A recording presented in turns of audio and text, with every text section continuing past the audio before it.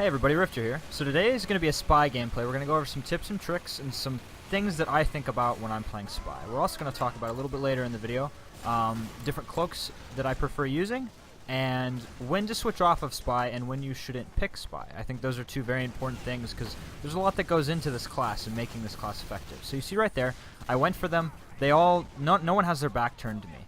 They're all clumped up in a very tight space and it's not really going to be very easy for me to get good kills on there. So my goal here is I'm going to go back and forth to different sides of the map. I'm just going to, so that didn't work, I'm going to go to the other side.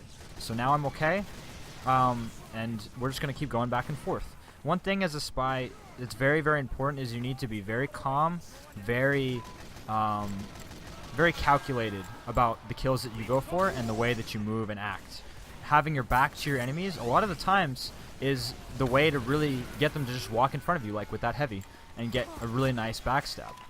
There's this whole psychology that goes into it that's really, really important with your enemies. You need to be switching. I specifically like classes like Scout, Pyro, Demoman.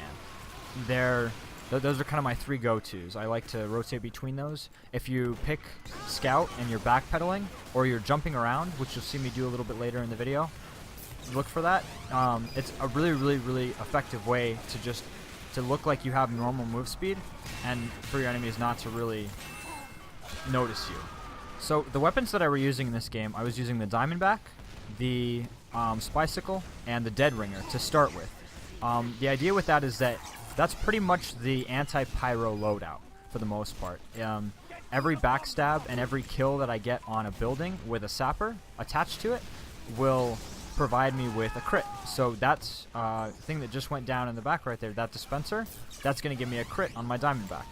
That can be very important for picking off pyros or engineers or just anybody from a distance.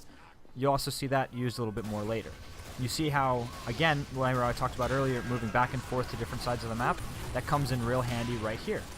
And unfortunately, that's not really the kill that I was looking for or going for, but now my enemies are looking away from my team instead of looking at my enemy, or at my team rather. See, and then as soon as they all turn back away, we just get everybody lined up nice and neat. Unfortunately missed that Demo Man and forget about how that heavy's one weapon produces fire on the ground, so my Spicicle melts and I don't get the kill on him. But I mean, we just completely cleared out their entire team basically on their push into our base, just because we were patient, we were moving back and forth, and we were just hiding and staying conspicuous. So that's going to kind of bring me to my point about not having more than one spy. So there's a couple classes.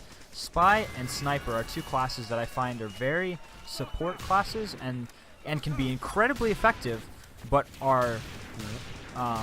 the more of them that there are, they dramatically become less effective, if that makes sense.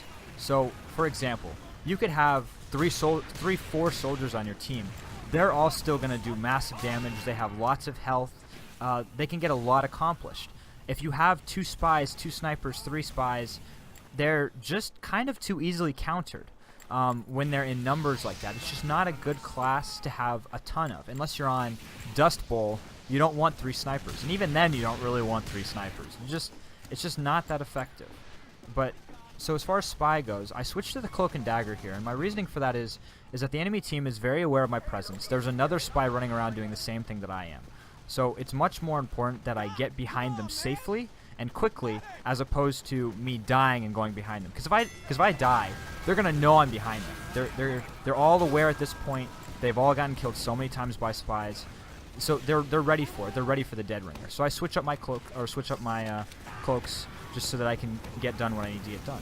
That's pretty much gonna wrap up this commentary, guys. Thank you so much for watching. I ended up switching to Demo Man because we had 2 or 3 spies on our team, and it just wasn't doing what I needed to do anymore. But I ended up top scoring 68 points. Pretty long game, lots of fun. Got all kinds of stuff accomplished.